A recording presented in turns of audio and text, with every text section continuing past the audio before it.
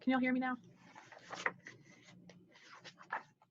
Yeah, I can hear you. Okay, cool. So I was like a second ago, I think I had the audio hooked to something else. I just realized that. Sorry about that. Will you guys send me your UIDs and your full name in the private message again? That'd be great.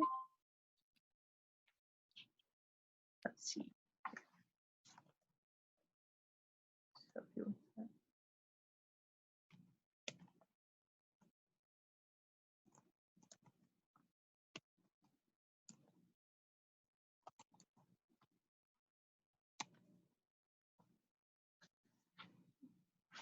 There we go. How are y'all doing today? Good, good. Doing good.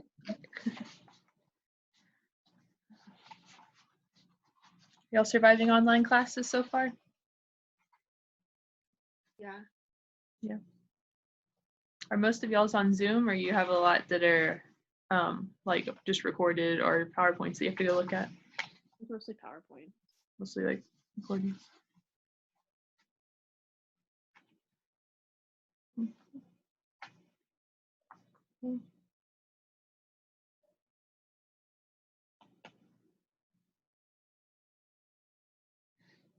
All right.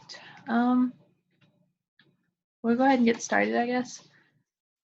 In case like other people are talking, it may switch between screens. If you have it on like speaker view, or if you're on a phone, and because then it's automatically in speaker view, you can click in like in the top right and on the three little dots, and you can hit pin video if you guys need to do that to make sure you can see what's going on in mine. I'm gonna go ahead and share my screen with y'all so we can get started, and this will be interesting, so hopefully this turns out well. And let's see. Get this.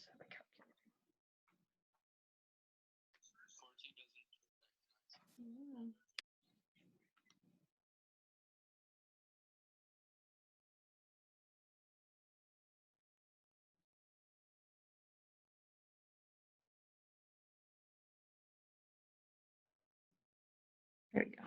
Cool. Okay, so I'll go ahead and share my screen with y'all, and we will get started.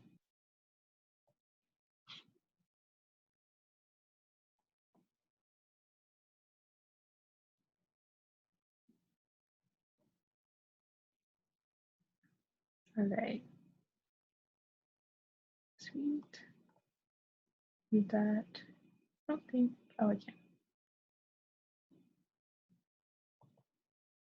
There we go. Okay, cool. So today we're going to do like a few problems, and then I also have a little bit of a review kind of from before spring break at the end of it, just a few questions. So what is the relationship between Q and KEQ?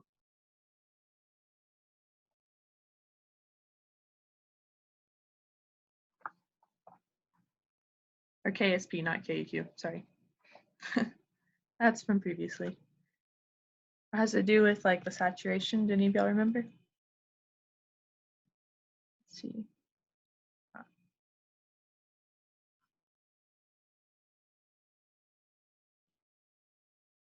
Oh, can I do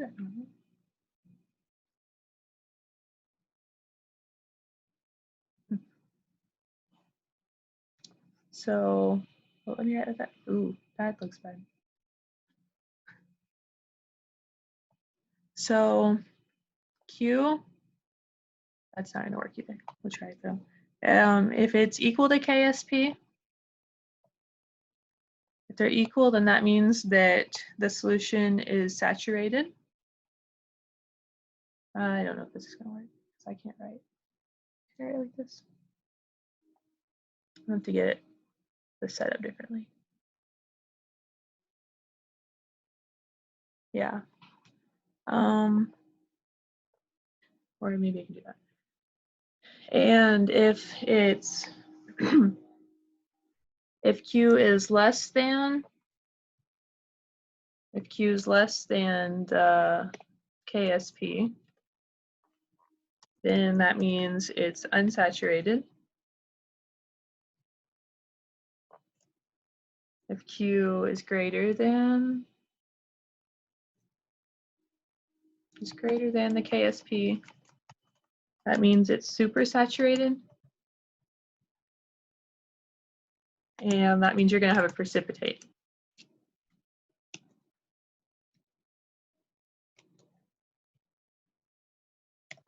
And so I'm going to put the other one on there too. You can read it. So if Q is equal to KSP, oh, I didn't even notice I did that. Then that means the solution is saturated. There we go. So remember, like, this is kind of like the KEQ, where how you find like KSP and how you find Q is exactly the same. The only difference is the like KSP is like at equilibrium and the Q can be at any value. And so that's why you have to do it that way, or at any point in the reaction. So that's how you figure that out. So is everyone good there?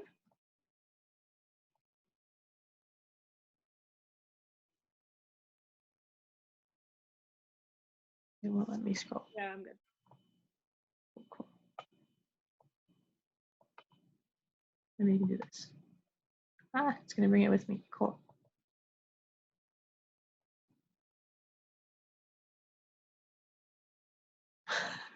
Sorry guys, I haven't used this much yet. Here we go. So I should be able to clear all. Cool. I think we'll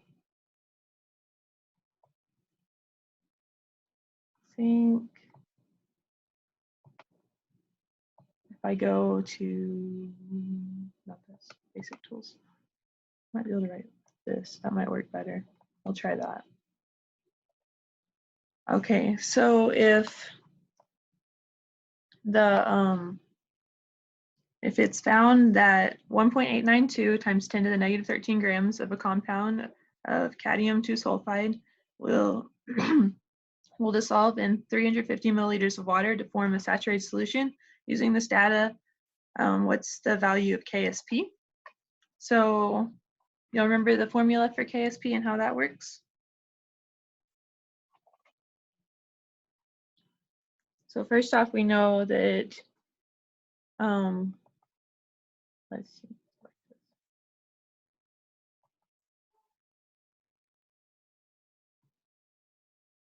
Oh my goodness, sorry guys. Hopefully pretty soon this will not be so difficult. So with this, we know we have our formula of the cadmium sulfide. Cadmium sulfide. And we know that that's going to dissociate into the cadmium, and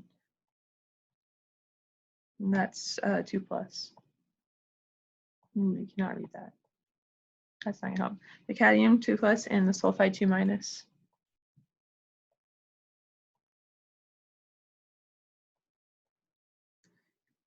So, or sulfur 2 minus. So we know that, and so we know our KSP equation is going to be equal to the concentration of your cadmium times the concentration of your sulfide, because both of those are going to be aqueous, and that because it dissociates.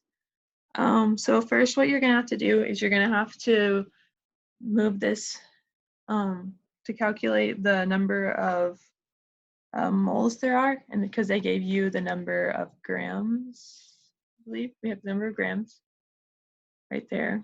So we're going to have to calculate the number of moles. So if we do, we'll type this. So if we do the,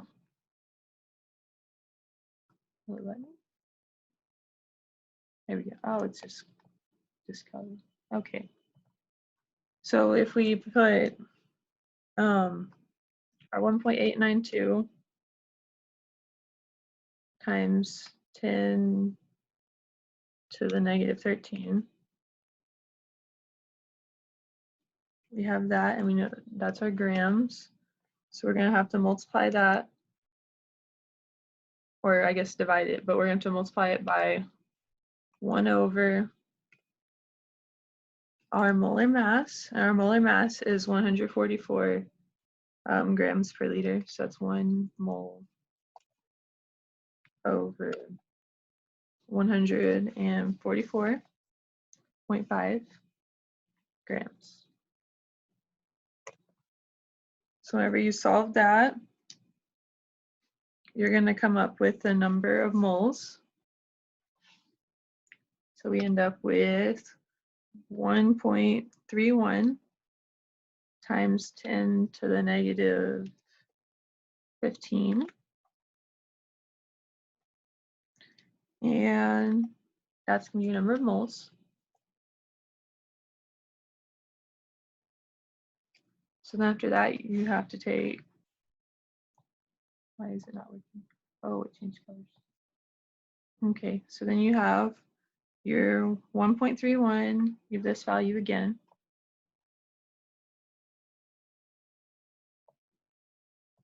Oh my goodness.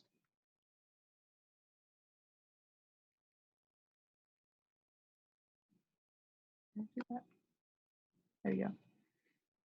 And so to get to the next thing, we're trying to find the molarity now. So we have to divide it by the number of liters. So to divide it by the number of liters, they gave us it in milliliters right here. But we know that to get to liters, we have to just move the decimal to the left 3 times. So we know we can divide that by 0.350. And that's going to get us to the molarity, which will be 3.741 times 10 to the negative 15.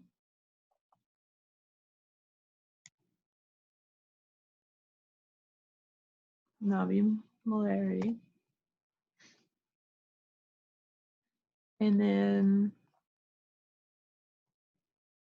once we have our molarity, that's going to be the molarity of the what's it called? Of each of these is what that's going to be, or it's the molarity of this. And so we go ahead and we plug it in, and it's because this completely dissociates, that means it's also going to be the molarity of each of the cadmium and the sulfur over here. So we can, to find our KSP, which we know equals the concentration of the cadmium 2 plus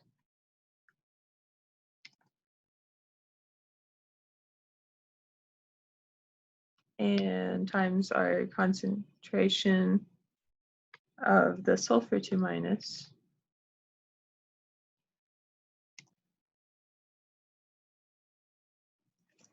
And so once we get that, we know this value from here. Oops. So we know that this is going to be equal to the concentration of cadmium sulfide, oops, wrong one, which is also going to be equal to this, like I was telling you a second ago. I'm not going to write the charges that time. Equals the concentration of S. So then we know this is just going to be equal to this value right here. Sign the word.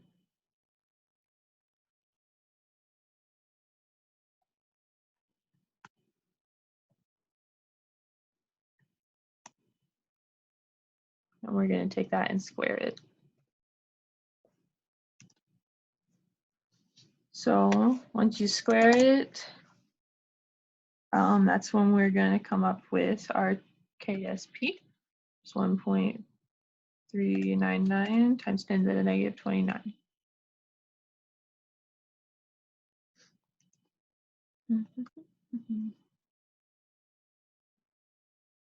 So then there is our final answer there.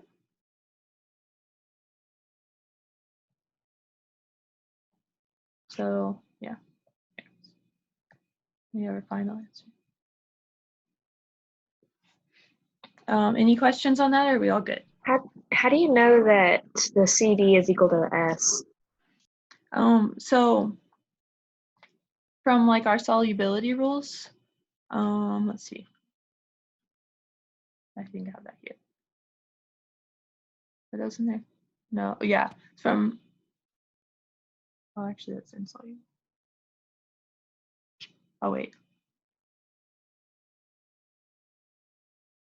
Okay, so from our solubility rules, that's one of the exceptions. So we can see that it's insoluble, or it's soluble, and it's a strong electrolyte, so it completely dissociates. And so we know that it's equal to it because of that. So that, like, that's going to be the same value. If it was, say you had like something where you had like 2 of one element and 1, or 2 atoms of one element and 1 atom of the other or something, and it was 2 and 1, then that's how your molarity would end up working too. It would just go across like that. So it just stays the same there.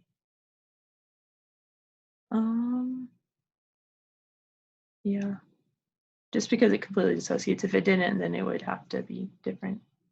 Do our Rice table thing. Any other questions? Are we good?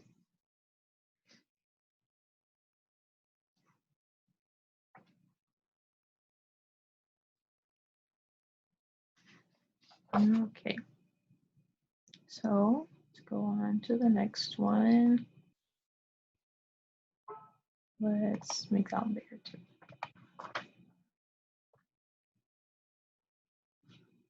So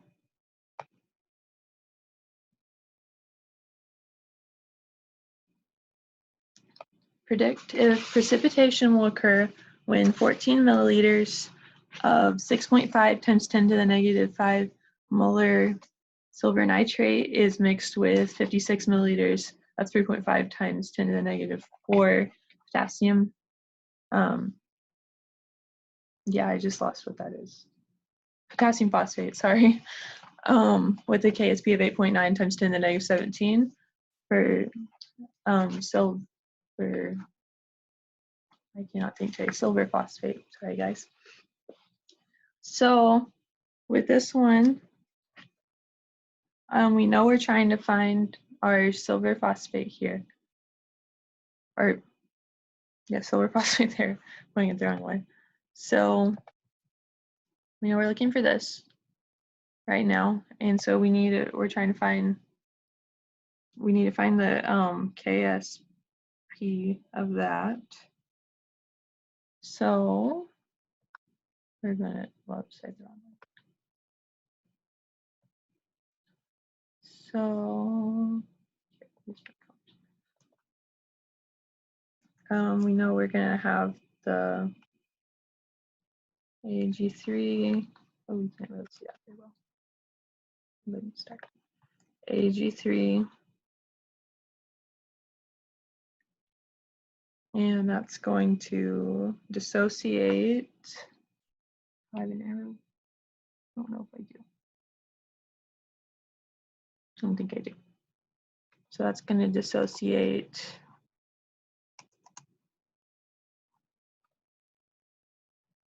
into the different ions of that. So we'll have 3 Ag plus and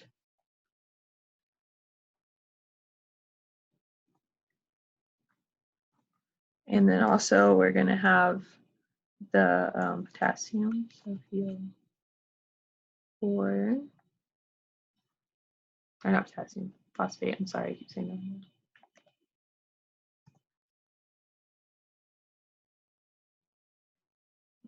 Here, put that since it has another one. 3 minus.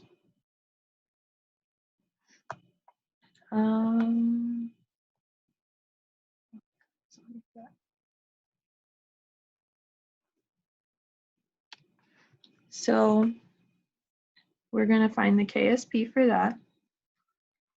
And to find the KSP, we need to know the concentrations of our two products here. So we know our KSP, like always, is going to equal the concentration of Ag plus, oh, went to a different spot. This is so weird. Of Ag plus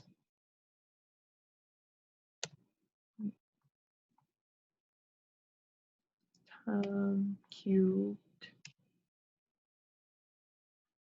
times the concentration of the phosphate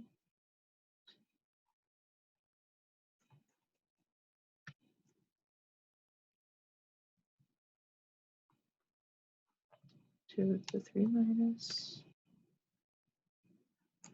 And that is going to be our KSP. So like I said, we have to find our, we have to like find this and we have to find that. So to do that, we are going to have to use what they gave us. So we have, so once, like before, we're going to assume that these completely dissociate because they're soluble in the solution. And to find our molarity of each one. So to find this one,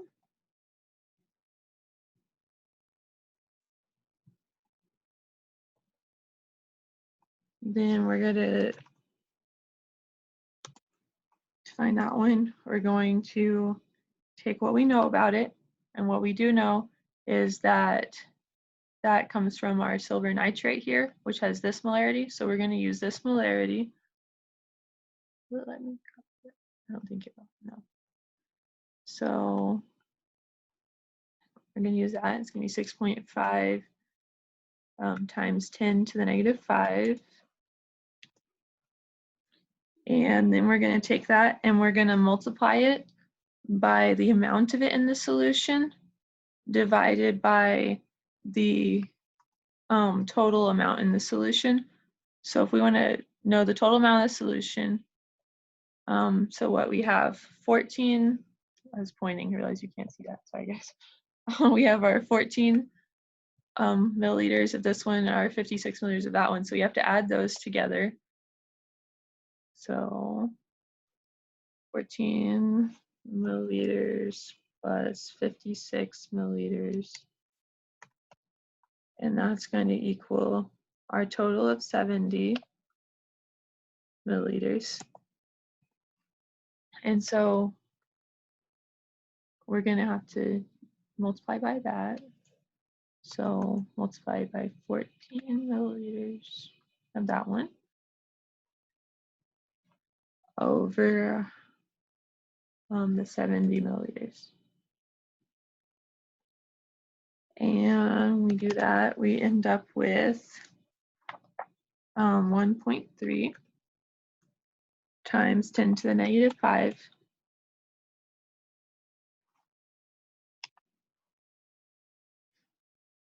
And our milliliters here are going to cancel out. That's not, oh yes, that would work actually. That works. So these are going to cancel out.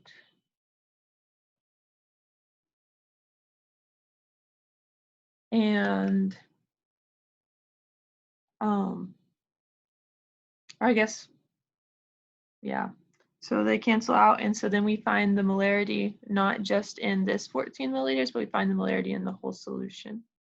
So then this is molars, because that's here still. So then we're going to have to find the concentration of this one.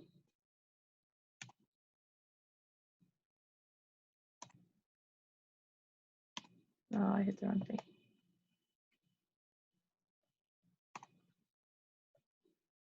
There we go. No, it's not gonna work. That's okay, we'll just retype it.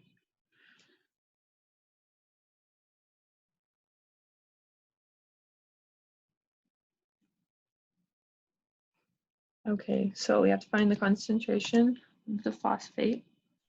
So we get that because we have over here where they gave us, oh wait, you can see my mouse actually, I'm screen sharing. So we have where they gave us the this here. So we know that because the phosphate's there and it completely dissociates, that's gonna be our molarity. So we have our 3.5 times 10 to the negative 4.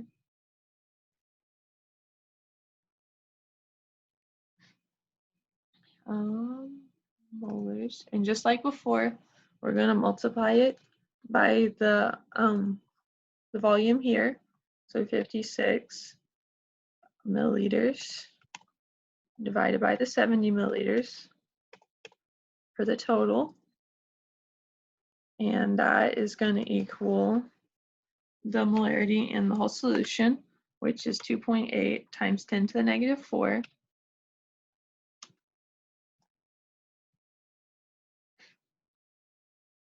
And that, just like before, our milliliters are going to cancel out, so this is going to be molars. So we have, yeah, that cancels out, and that cancels out. So now that we have that, we can go ahead and solve our KSP. Move this down here so we have the logical.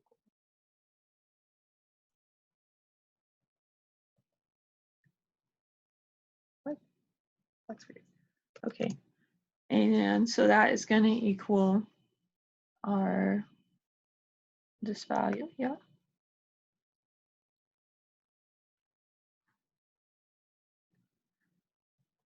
And we're going to put that on there. So our value, that one times this one.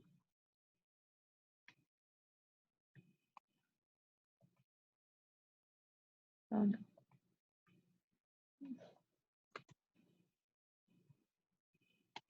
It says no, that's okay.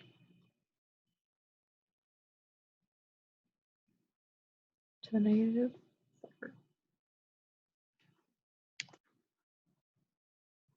4. Okay. And so then with that, we have our KSP value, which, or not, we have our Q value, not our KSP value. Oh, I'm sorry, I forgot to cube this one. Oh yeah, I can't do that. So this is our Q value because it's not at equilibrium. I think, wait, why am I telling you wrong? Oh, they gave us the KSP, yeah. So we're finding the Q value. I need to change that here too then. So to find Q. Sorry guys, it's the same equation, it just is a little different. Because they gave us the KSP and we're looking for Q. So then that is going to be where we find our answer here. And I still didn't cube that.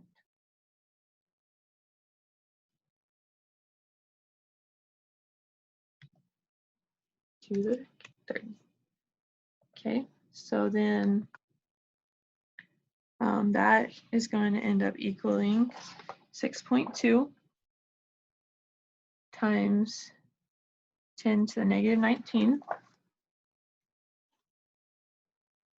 And KSP doesn't have units, just like before, or Q, they're the same thing, just not at equilibrium basically. And so we have this.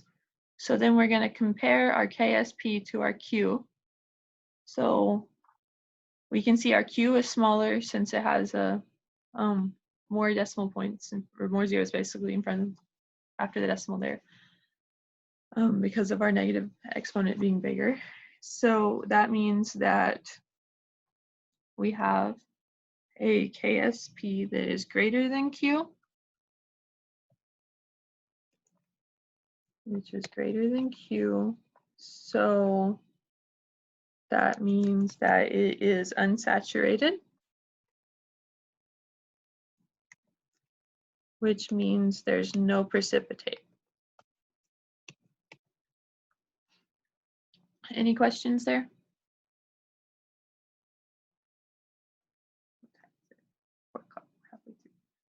Okay, let's go ahead and go on to the next one.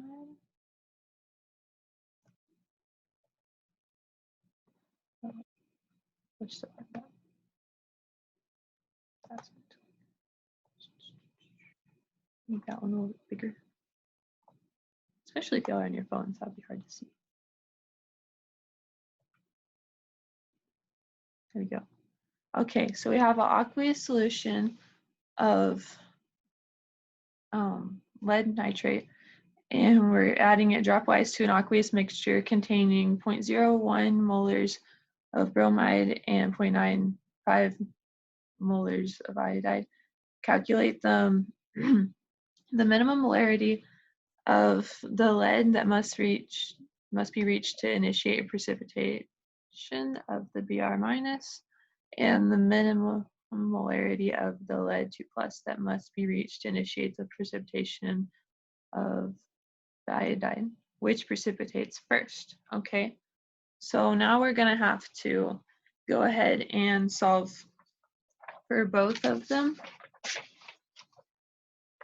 So we know we're going to have two different equations here. So we're looking at, we want to know, so we're looking at if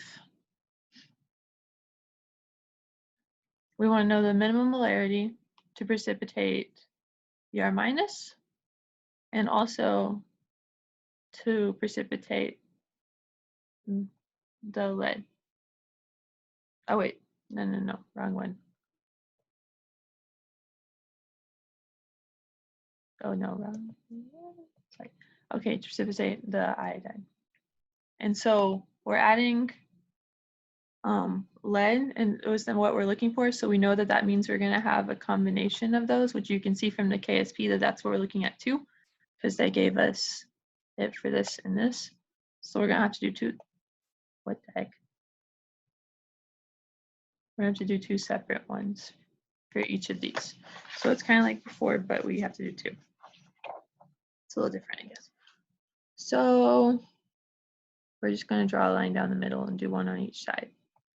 So we're going to have our, on this side, we'll do the PBR, and that's the one that's going to dissociate into,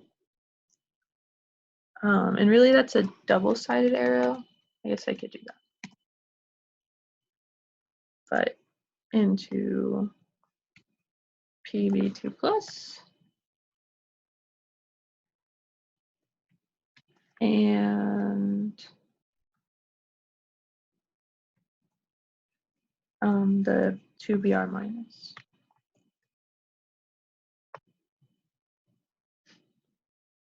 So,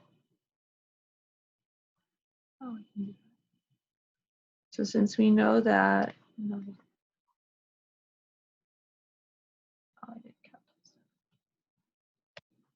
so we know this, and so over here we're going to do the other one, which is going to be the other, this here, the PBI2, which is going to dissociate into the PB2 again.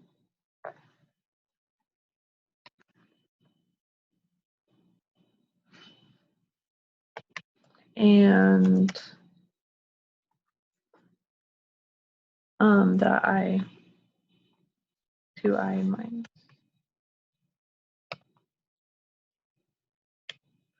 Okay, so with this one, we know we have our KSP just like always.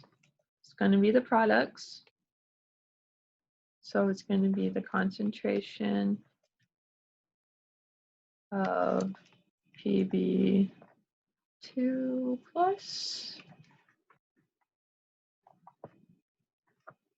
times the concentration of BR minus, and the BR minus is going to be squared because we had 2 of them. So I'm good. And so our BR minus, we know the KSP because they gave us that. So we can go ahead and plug that in. So that's going to be the 4.0 times 10 to the negative 5.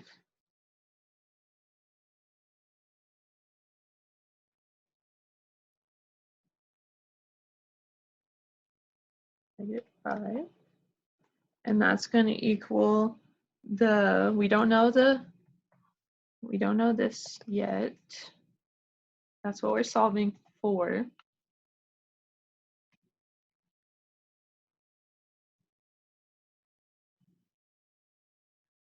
And then, but we do know the other value, which is going to be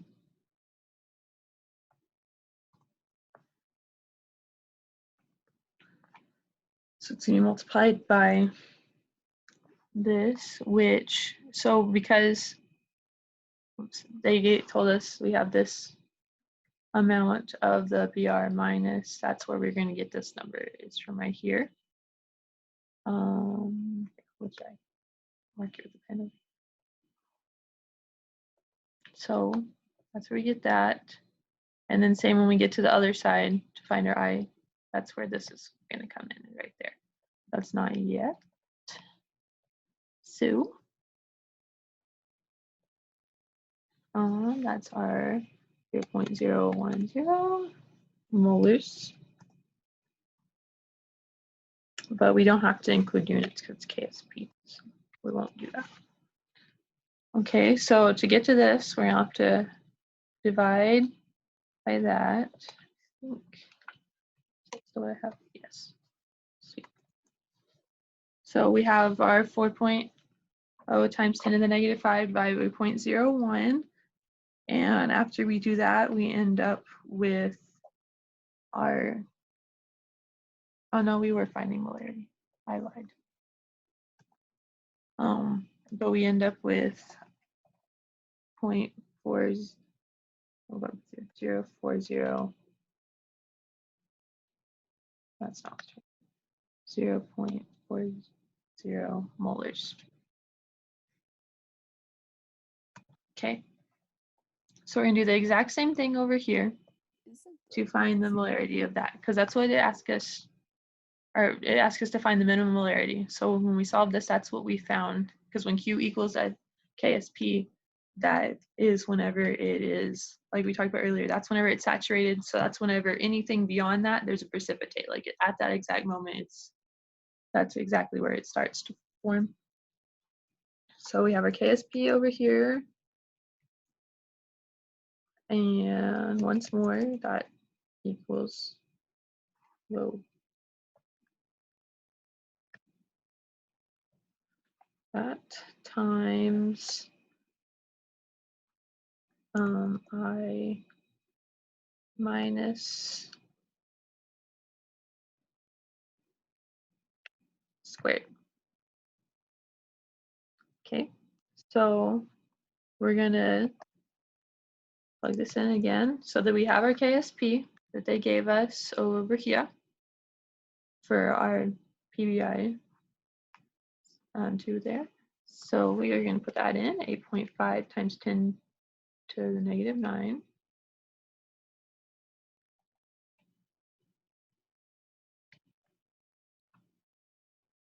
And, or here, actually, let's do this one a little bit different. We'll rearrange it first. So what I usually like to do whenever I solve things, so we'll go ahead and do that. I'll show you another way you can do this, I guess, on here, is that I can take it and like rearrange it first. So we know we're solving for the PB2 again, which I think, yeah, still got that there. So we know that we're going to have to get that by itself, we're going to have to do the KSP divided by the concentration of the I to the -1 squared. Oh, I didn't write that squared over here. This was squared too. I apologize.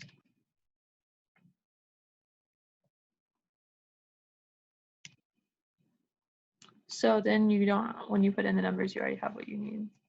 So that's the same thing here.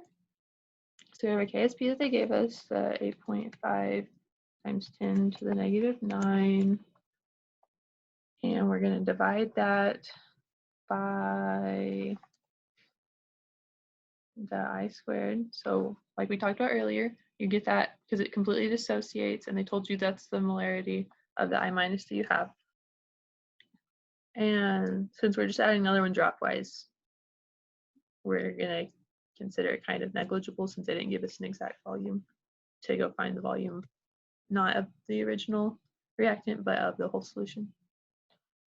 So we have that. So a point 0.95 molars,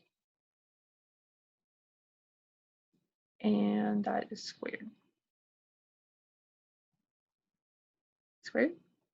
And then once we have that, then we know that we just solved that and we have our answer, which is 9.4 times 10 to the -9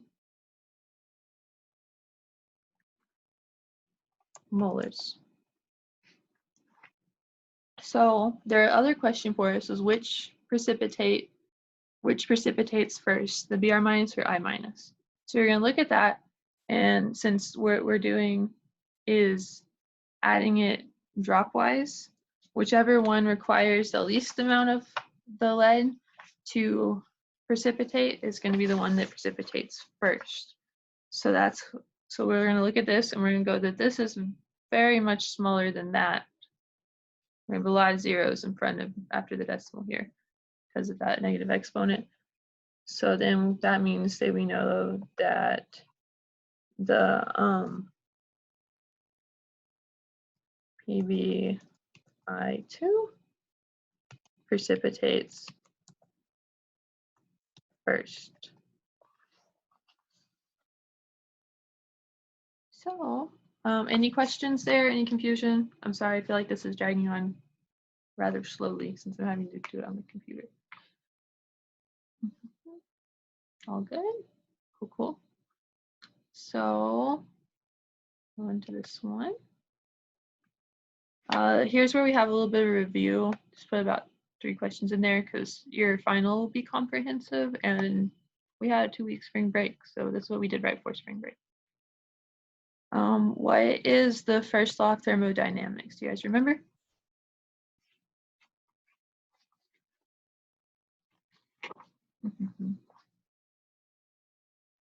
I don't know if I can see the chat. I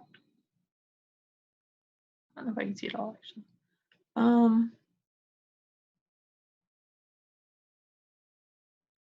I don't know. Okay, so the first rule of the thermodynamics is that energy can't be created or destroyed.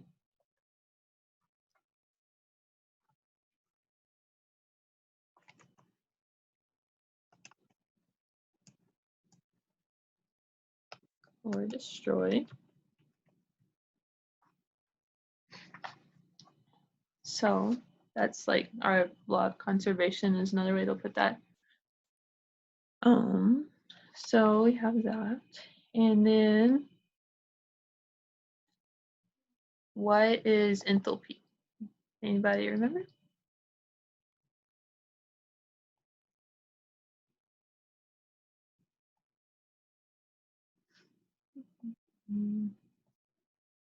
So enthalpy is that the heat absorbed by a closed system that is at a constant pressure.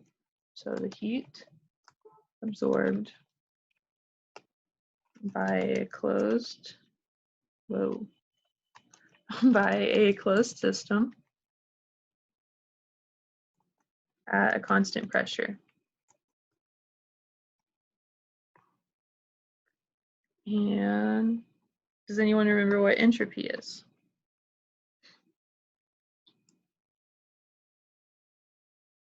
So entropy is literally randomness or disorder. So it's the measure of randomness or disorder in a system. And if it's spontaneous, just kind of a side note, it's going to proceed without outside assistance. So it doesn't need extra energy added. No, that was right. No, it was not. Without outside assistance.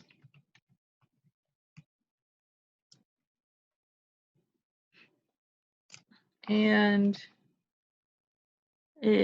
what happens if you add a common ion to any of these things?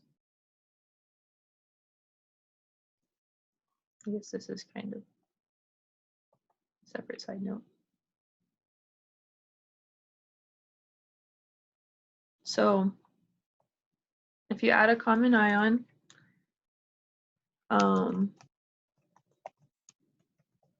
then that means that's like, so say in one of these previous problems, we had like added something that added more of this over here. It's going to decrease the amount that we have over here is what it's going to do. Or,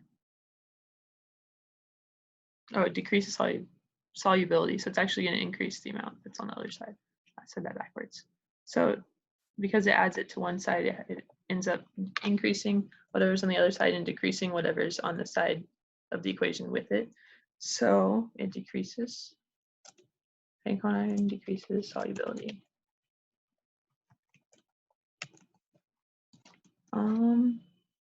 And then I added this here.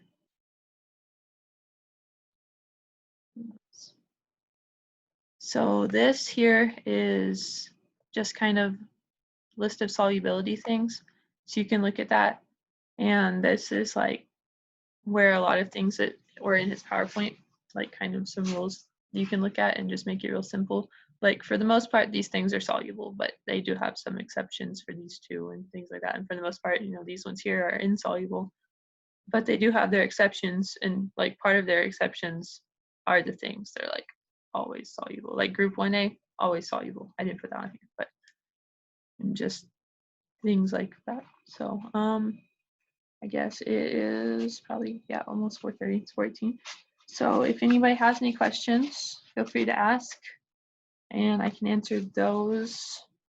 If I need to go back to anywhere on here, I can do that. I have everything except the first page because I had to delete that since I did it with something separate. Okay, go back to here. So yeah, and then if you didn't send me your private messenger with your name and your UID, if you'll please do that, I appreciate it. And yeah, we're good to go. So yeah, y'all are good to go unless you have any questions. In that case, I can help you.